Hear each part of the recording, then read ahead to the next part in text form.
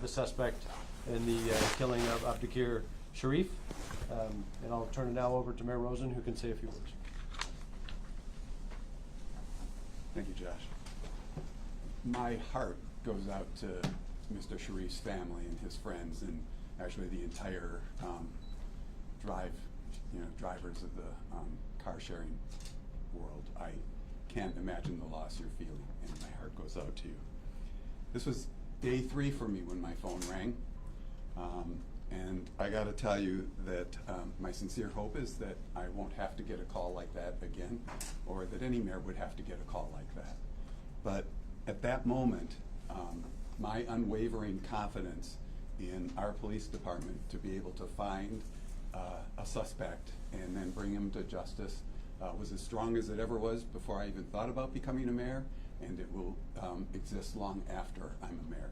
This is an amazing police department, and I am proud to serve with them as their mayor. From the beginning of my campaign, I talked about, for a mayor, safety is job one. And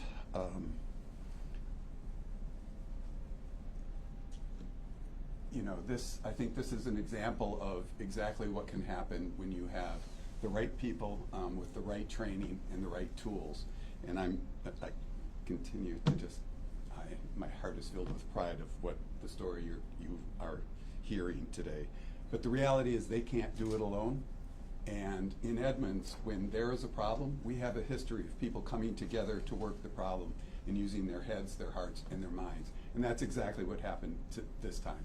And I can't thank the people of this community enough who called in and gave information and tips. It made a difference. And now, Chief.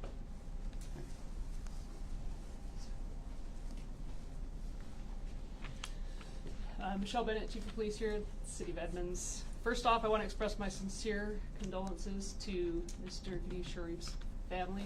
I can't imagine the grief that they've gone through in the last several days. No one is prepared for a sudden loss like this. It's a lot of senseless, needless suffering for not only his friends and family, but also for our community. As Chief of Police for the city, I'm proud of the dedicated professionals who worked tirelessly on this case, some working 15-hour days since the incident happened. To go from an unknown suspect in a random case to an arrest and booking in 6 days is just a testament of the professionalism and dedication of the Edmonds Police staff. Everyone from our crime analysts to our initially responding patrol officers to our evidence group to our light duty personnel that assisted as well. Everyone played a part in helping solve this heinous crime. We hope that this arrest brings a small sense of justice for the family. The work's just beginning. There's a lot of follow-up and other tasks to be completed for a successful prosecution or assistance in that. This is a perfect example of that process of partnerships. As the mayor recently stated here a few minutes ago, I want to thank the community members that answered the call and gave us information.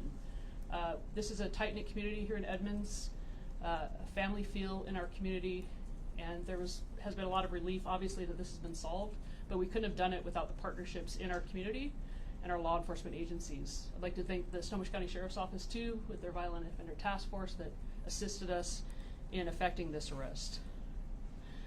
And again, I want to reiterate, and we had a meeting yesterday with the rideshare community. We don't have any reason to believe that this had anything to do with the victim's employment or any other status. It was a wrong place, wrong time incident, a tragic incident that was absolutely senseless and baseless. So with that, I'm going to turn this over to Commander Josh McClure, and he can answer additional questions. Thank you. Before we go straight to questions, I'll give you a rundown of how we got here today. And while we have made an arrest, which is a significant step, there is much more work and investigation that needs to be done. This remains a very active investigation, which means there is information available that we cannot yet discuss publicly. And I know you'll ask about it because you're doing your jobs, and you'll just have to respect that some things I'm just going to have to tell you we can't yet discuss. I'll do my best to provide you the most information I can without jeopardizing the dedicated work of our investigators and the support staff that got us here today. On January 3rd, 2024, 31-year-old Abdikadir Sharif was senselessly murdered as he drove away from a customer drop-off from his employment as a rideshare driver. Initially, there was very little to go on, and we asked for tips from the community. They responded, and we thank you very much. Yesterday, January 10th, detectives established probable cause to arrest the suspect, 21-year-old Alex Wagoner, an Edmonds resident. He had become a person of interest very early in the investigation and was determined to live just less than a block from the crime scene. The suspect was placed under surveillance and was seen leaving residence by members of the Snohomish County Violent Offenders Task Force. An opportunity to safely confront the suspect was identified, and he was taken into custody without incident or injury. At the time of his arrest, the suspect was armed with 2 handguns and was wearing body armor. These items were collected as evidence and will be analyzed as part of the investigation. One of those guns has potentially been identified as the weapon used in Mr. Sharif's murder. The suspect was transported to the Edmonds Police Department where detectives interviewed him. This interview was audio and video recorded in compliance with state law. He did speak with detectives and was apologetic for his actions. He was then booked into Snohomish County Jail for second-degree murder.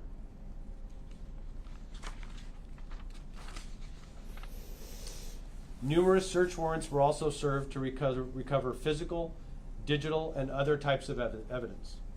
After his arrest, a search warrant was served on the suspect's residence, and additional evidence was also recovered. New witnesses were identified, and they were contacted and interviewed at this location.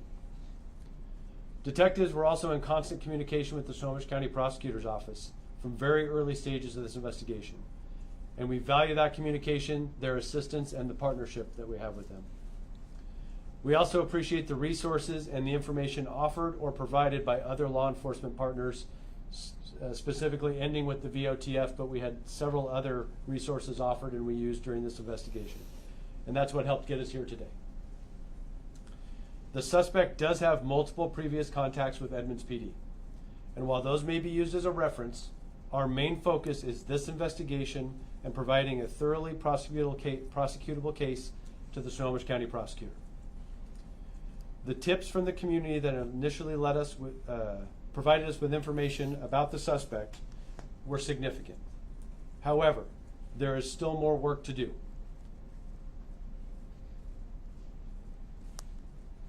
Even now, if you believe you have information about the case, please contact us here at Edmonds PD. Finally, we ask that you continue to focus on the family and friends of Mr. Sharif who are enduring an unimaginable loss. The first call we made to announce this arrest was from the lead detective to his family. They need your continued support, and we will honor Mr. Sharif through our professional and thorough investigation. If you have any questions, do my best. Reading through that probable cause affidavit, it seems like he has had a history of mental health calls and domestic violence calls. Can you take us through that history? And also, how was somebody with that kind of history allowed to have a gun? So, yes, he has a history. I'm not going to go through all of those calls right now. They were laid out in the probable cause statement. Whether he was supposed to have a gun or not is part of our investigation. How he accessed those guns, who they belong to, were they lawfully owned, that's all part of this investigation. Our focus right now isn't so much on the past, but maybe using a little bit of the past to support an investigation right here, right now, that will help provide that case to the prosecutor's office. So have you been able to determine if he legally owned those guns or weapons? Well, I can tell you at a minimum, he was 21 years old and he did not have a concealed weapons permit. So having them on him would be unlawful just in that sense.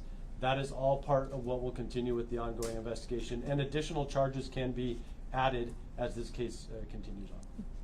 And Edmonds Police have had multiple contacts, at least 10, it mentions, in recent. Was he somebody who had been a big problem in the department's eyes in the past, or is this the first big case he's had?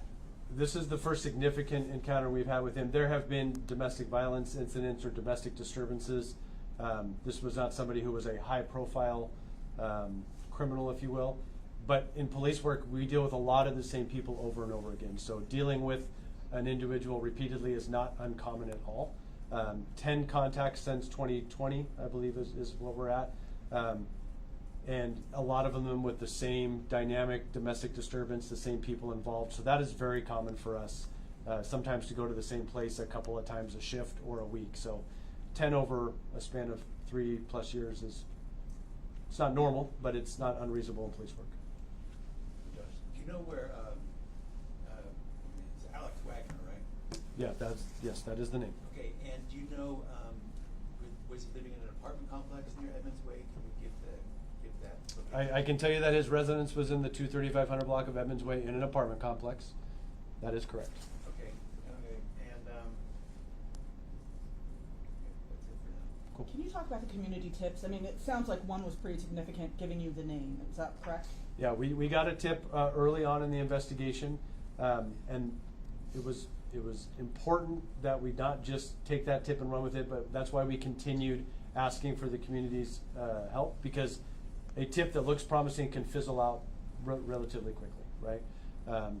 So we put resources, the appropriate resources, into following that one tip, but we also needed additional information or maybe corroborating information that would help us either solidify that or determine maybe we need to go a different direction. And you know, the community was outstanding. Every time we asked for more information, they provided it. And you know, I can't say enough about what I watched our detective unit do. It was really just amazing. And I say the unit, we have people on light duty, our crime analysts, our record staff. Everybody was doing everything they could to provide information so our detectives could do their thing.